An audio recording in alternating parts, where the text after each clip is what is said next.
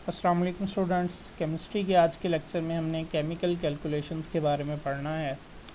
और chapter number 1 में chemical calculation में बेसिकली हमने दो चीज़ें ही कैलकुलेट करनी हैं। वो कौन कौन सी हैं? नंबर 1 पे हमारे पास नंबर ऑफ मोल्स।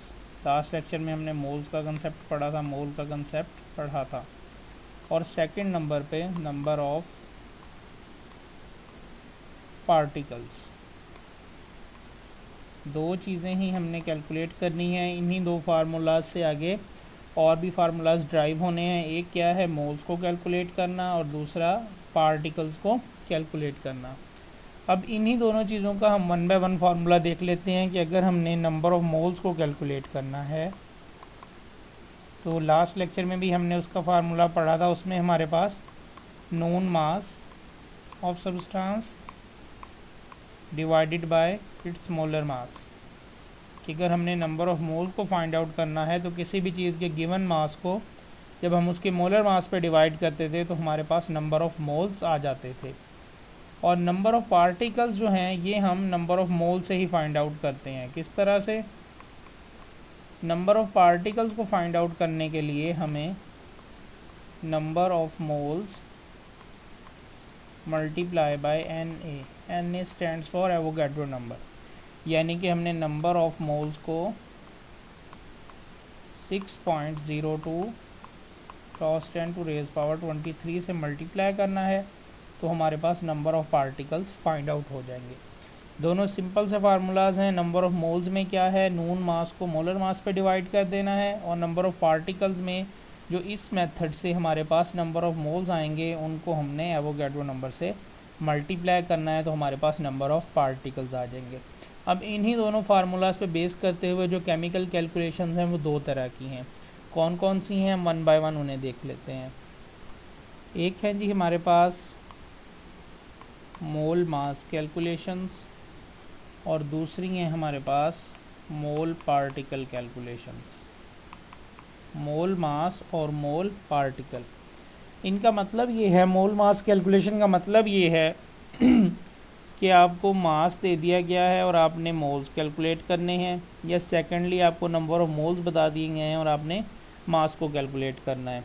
उसके लिए कौन सा फार्मूला है? सिंपल सा जो हमने अभी ऊपर पढ़ा, जिसमें हमारे पास नंबर ऑफ़ मोल्स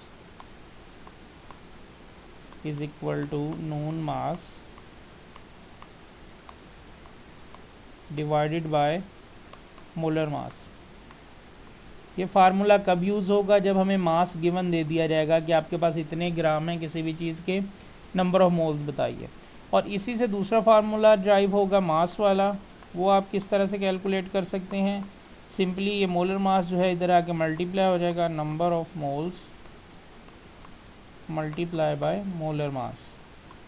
अब एक ही फार्मूला से दोनों चीज़ें ड्राइव हो गई हैं। तो मोल मास कैलकुलेशन का मतलब है, या तो आपको मास गिवन दे दिया जाएगा, आपने मोल्स कैलकुलेट करने होंगे, या आपको नंबर ऑफ़ मोल्स दे दिए जाएंगे और आपने मास कैलकुलेट करना होगा। इसकी एग्जांपल्स भी हम जब बुक से रीड करेंगे तो उसमें सॉल्व करेंगे। सिंपल वो एक ही फार्मूला है, उससे हमारे ये दोनों चीज़ें जो हैं वो कैलकुलेट हो रही हैं। और दूसरी जो कैलकुलेशन है हमारे पास वो है मोल पार्टिकल। बिल्कुल उसी तरह से अगर आपको नंबर ऑफ़ पार्टिकल्स दे दिए गए हैं तो आपने उससे मोल्स कैलकुलेट करने हैं, या मोल्स दे दिए गए हैं तो उससे आपने नंबर ऑफ़ पार्टिकल्स को कैलकुलेट करना है। वो कैसे कैलकुलेट करना है? हमने अभी फार्मूला पढ़ा नंबर ऑफ़ पार्टिकल्स का, number of moles multiply by N A, यानी कि एवोगैड्रो नंबर, अगर आपको नंबर ऑफ़ पार्टिकल्स का पूछा गया है। और इसी की जगह पे अगर आपसे नंबर ऑफ़ मोल्स पूछ लिए जाएँ तो फार्मूला इस तरह से चेंज हो जाएगा, number of moles is equal to number of particles divided by N A. ये दूसरी साइड पे जाके डिवाइड हो जाएगा। तो इस तरह से हम इन दोनों फार्मूलाज से चार तरह की कैलकुलेशन जो है वो कर सकते हैं, मोल मास एंड मोल पार्टिकल। अब हम इसे बुक से रीड कर लेते हैं और साथ में जो एग्जांपल्स वहाँ पे दी गई हैं उन्हें भी सॉल्व करते हैं। सबसे पहले मोल मास कैलकुलेशन के बारे में बताया गया है कि हमें नंबर ऑफ़ मोल्स कैलकुलेट करना होते हैं नून मास से। उसका फार्मूला सिंपली लिख दिया गया है, number of moles is equal to known mass over molar mass, कि हमारे पास अगर मास गिवन हो तो हम उसे मोलर मास को कैलकुलेट कर सकते हैं। और इसी को अगर हम रीअरेंज करें मास को फाइंड आउट करने के लिए तो number of moles multiply bye molar मास हो जाता है, फार्मूला रीअरेंज हो जाता है। उससे एक एग्जांपल दी गई है, you have a piece of coal, coal stands for carbon, जिसका वेट हमारे पास 9 ग्राम है। अब हमें गिवन मास दे दिया गया है और हमें कहा गया उसके number of moles find out करें। तो कार्बन का जो मोलर मास होता है वो 12 होता है, उसका मास नंबर 12 होता है। तो नंबर ऑफ मोल्स का फार्मूला लिखने के बाद नोन मास हमारे पास 9 था, उसको 12 पे डिवाइड किया तो हमारे पास 0.75 मोल जो है वो आंसर आ गया कि 9 ग्राम कार्बन में 0.75 मोल उसके प्रेजेंट है। इस तरह से अगर आपको ये मोल दे दिए जाते जस्ट और कहा जाता कि आप मास बताएं, तो आप ये सेकंड वाला फार्मूला लगाते, 0.75 को 12 से मल्टीप्लाई करते तो आपके पास उसका मास आ जाना था। उसके बाद सेकेंडली हमारे पास मोल पार्टिकल कैलकुलेशन है, जिसमें हमने जो सेकंड फार्मूला पढ़ा था नंबर ऑफ पार्टिकल्स का, कि नंबर ऑफ मोल्स को जब हम एवोगैड्रो से मल्टीप्लाई करते हैं तो हमारे पास नंबर ऑफ पार्टिकल्स आ जाते हैं। और इसी में से जब हम नंबर ऑफ मोल्स को निकालना चाहेंगे तो ये एवोगैड्रो नंबर ऑफ पार्टिकल से डिवाइड हो जाएगा, जो कि ये बताया गया है, given number of particles divided by 6.02 cross 10 to raise power 23। उसके बाद इसी से रिलेटेड एक एग्जांपल दी गई है जिसमें हमसे 3 चीज़ें पूछी गई हैं। पहले तो नंबर ऑफ मोल्स पूछे गए हैं, उसके बाद नंबर ऑफ मॉलिक्यूल्स और फिर नंबर ऑफ एटम्स। किसमें पूछा है जी? 6 ग्राम ऑफ वाटर में। नंबर ऑफ मोल्स कैलकुलेट करने के लिए हमें उसका मास जो है वो दे दिया गया है, तो हम सिंपली मास को पुट करेंगे और वाटर का जो मोलर मास होता है वो 18 होता है और हमारे पास 0.33 मोल उसका आंसर आ जाएगा। फिर हमने नंबर ऑफ मॉलिक्यूल जो कि नंबर ऑफ पार्टिकल ही हैं वो कैलकुलेट करने हैं, तो उसका फार्मूला सामने आपके ये रहा, नंबर ऑफ मोल्स को हमने एवोगैड्रो से मल्टीप्लाई कर देना है। तो नंबर ऑफ मोल्स हमारे पास 0.33 आए थे, उसको जब हम एवोगैड्रो से मल्टीप्लाई करेंगे तो हमारे पास ये नंबर ऑफ मॉलिक्यूल्स आ गए हैं या पार्टिकल्स आ गए हैं। तीसरा हमसे क्वेश्चन किया गया है कि नंबर ऑफ एटम्स बताएं, वाटर में कितने एटम्स मौजूद हैं। तो जब हमने एवोगैड्रो नंबर पढ़ा था तब भी हमने कहा था कि मॉलिक्यूल के अंदर हमने एटम्स के अगर पार्टिकल्स को कैलकुलेट करना हो तो हम कर सकते हैं। वो किस तरह से, जितने एटम्स प्रेजेंट हो हम उसको नंबर ऑफ पार्टिकल से मल्टीप्लाई कर देते हैं। तो 6 ग्राम वाटर में हमारे पास इतने पार्टिकल्स जो हैं वो मौजूद हैं। अब हमने मॉलिक्यूल्स में एटम्स बताने हैं, तो H2O वाटर में ये फार्मूला में आप देखें तो 3 एटम्स मौजूद हैं, 2 हाइड्रोजन के और 1 ऑक्सीजन का। तो हम इस वैल्यू को 3 से मल्टीप्लाई करते हैं तो हमारे पास टोटल नंबर ऑफ एटम्स भी आ जाता है। उसके बाद जो नेक्स्ट हमारे पास एक न्यूमेरिकल दिया गया उसमें हमसे पूछा गया है, there are 3.01 cross 10 to raise power 3 molecules. Number of molecules या नंबर ऑफ पार्टिकल्स हमें बता दिए गए हैं और कार्बन डाइऑक्साइड के, और कहा गया है कि उसके मोल्स कैलकुलेट करें और उसका मास भी कैलकुलेट करें। अब हमने पहले मोल कैलकुलेट करने हैं, फिर हमने उसका मास कैलकुलेट करना है। अब नंबर ऑफ पार्टिकल से मोल कैसे कैलकुलेट होने थे? नंबर ऑफ पार्टिकल्स को हमने एवोगैड्रो पे डिवाइड कर देना था। तो सिंपली नंबर ऑफ पार्टिकल हमें दिए गए हैं, उसे एवोगैड्रो पे डिवाइड करेंगे तो हमारे पास 0.5 मोल आंसर आ रहा है। और मास को कैलकुलेट करने के लिए जो हमने नंबर ऑफ मोल से सेकंड फार्मूला बताया था कि नंबर ऑफ मोल्स जो है वो मोलर मास से मल्टीप्लाई हो जाएगा। तो मोल हमारे पास 0.5 थे और कार्बन डाइऑक्साइड का मोलर मास 44 होता है, कार्बन का 12, ऑक्सीजन का 16। अब ऑक्सीजन यहाँ पर 2 हैं तो वो 32 हो जाएगा। 32 में जब हम 12 प्लस करेंगे तो वो 44 आ जाएगा। जब हम इसको प्लस करेंगे तो ये हमारे पास 22 ग्राम इसका आंसर आ जाएगा। सिंपली जो स्टार्ट में हमने 2 फार्मूलाज पढ़े थे, नंबर ऑफ मोल्स और नंबर ऑफ पार्टिकल्स वाले उन्हीं से आगे 4 तरह के फार्मूलाज जो हैं वो ड्राइव हुए हैं। जस्ट आपने वो 2 फार्मूला ज़हन में रखने हैं और जो चीज़ आपसे पूछी जाए फार्मूला को उस तरह से रीअरेंज करके आपने उसे कैलकुलेट कर लेना है। उसके बाद उन्हीं की एक समरी बताई गई है कि हमारे पास अगर मोल है तो जब हम मोल को एवोगैड्रो से मल्टीप्लाई कर देते हैं तो हमारे पास क्या चीज़ आ जाती है? नंबर ऑफ पार्टिकल्स आ जाते हैं। और इन्हीं नंबर ऑफ पार्टिकल्स को जब हम एवोगैड्रो पे डिवाइड करते हैं तो हमारे पास मोल जो है वो दोबारा से निकल आता है। वही फार्मूला 2 तरह से लिख दिया गया है। और फिर जब हम मोल को मोलर मास से मल्टीप्लाई करते हैं तो हमारे पास मास आ जाता है। और मोल निकालने का मेथड हमारे पास क्या है? Known mass divided by molar mass. यानी कि वही 2 फार्मूलाज हैं, एक ये रहा और दूसरा हमारे पास ये वाला है। इनको 2 तरह से अरेंज करके हमें बता दिया गया है कि किस तरह से आपने जो चीज़ कैलकुलेट करनी है आप इनके थ्रू कर सकते हैं। तो ये था स्टूडेंट्स हमारा आज का टॉपिक। दो तरह की कैलकुलेशन थी, उम्मीद है आपको समझ आ गई होगी। इसके बाद हमारे पास एक टेस्ट योर सेल्फ है जो इन्हीं टॉपिक्स में से है, जो हमने लास्ट 2 लेक्चर्स और आज वाला लेक्चर पढ़ा है, उसको भी सॉल्व कर लेते हैं। टेस्ट योर सेल्फ में टोटल आपके 8 क्वेश्चन हैं, तो हम डायरेक्ट उसके सोल्यूशन पे ही चलते हैं। सबसे पहला क्वेश्चन पूछा गया है, how many atoms of sodium are present in 3 moles of sodium. Sodium के 3 मोल्स हैं, उसमें कितने एटम्स प्रेजेंट हैं और उनका मास क्या है। तो एक मोल में कितने एटम प्रेजेंट होते हैं, वो एवोगैड्रो के बराबर होता है, यानी कि 6.02 क्रॉस 10⁻23। 3 मोल में पूछा गया तो हम 3 को एवोगैड्रो से मल्टीप्लाई कर देंगे और हमारे पास इतने एटम्स जो हैं वो आ जाएंगे कि इतने मौजूद हैं। और पूछा गया कि उनका मास कितना है तो सोडियम का जो आप कह लें मोलर मास होता है वो हमारे पास 23 होता है, और 3 एटम्स का पूछा गया है, 3 मोल्स का पूछा गया है, तो हम उसे 3 से मल्टीप्लाई करेंगे तो हमारे पास 69 ग्राम जो है आ जाएगा। फिर नेक्स्ट क्वेश्चन है हमारे पास, how many atoms are in 1 AMU and 1 gram of hydrogen.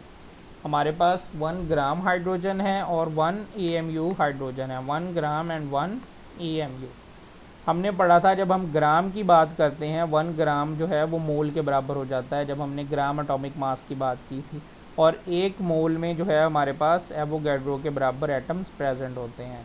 तो 1 मोल ऑफ हाइड्रोजन एटम यानी कि 1 ग्राम में हमारे पास एवोगैड्रो के बराबर एटम्स प्रेजेंट होंगे।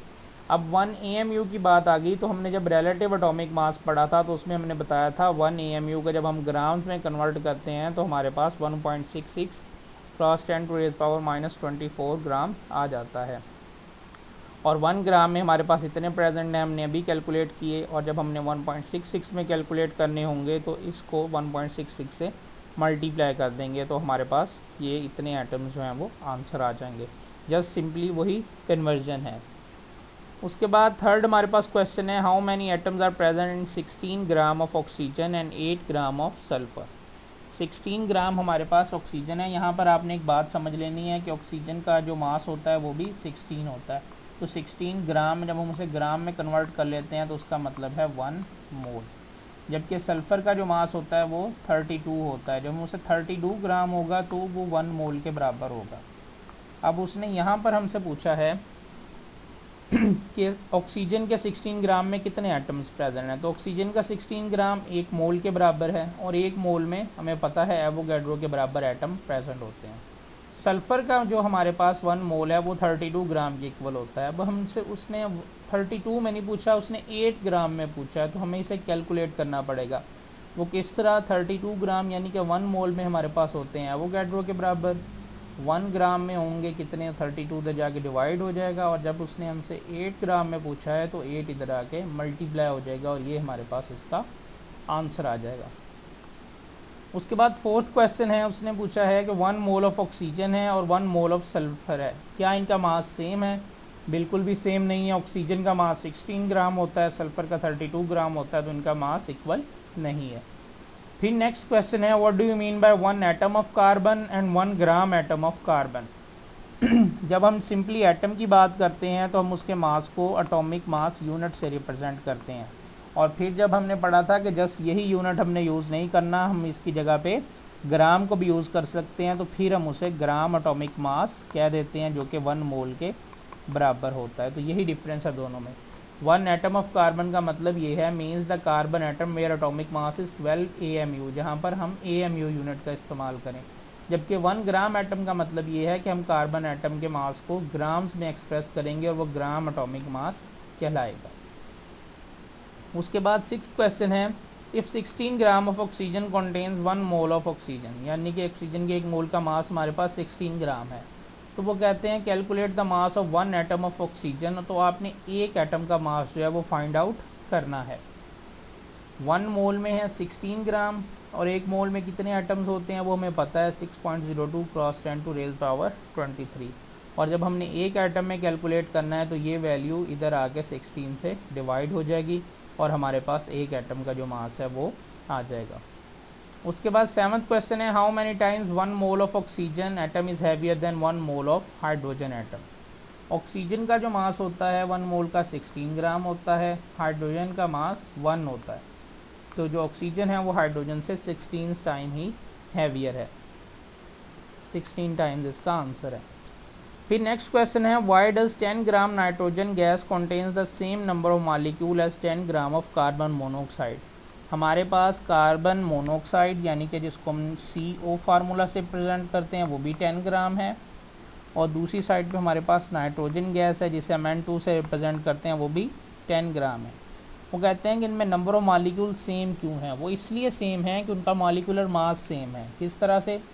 कार्बन का जो मास होता है वो 12 होता है और ऑक्सीजन का मास जो होता है वो 16 होता है। टोटल ये हो जाता है हमारे पास 28। इस तरह नाइट्रोजन का एक जो होता है वो 14 का होता है उसका मास नंबर, तो यहाँ पर 2 है हमारे पास, तो ये भी 28 हो जाएगा। तो इन दोनों का मॉलिक्यूलर मास सेम है, इसलिए इनके अंदर नंबर ऑफ मॉलिक्यूल्स भी सेम होते हैं।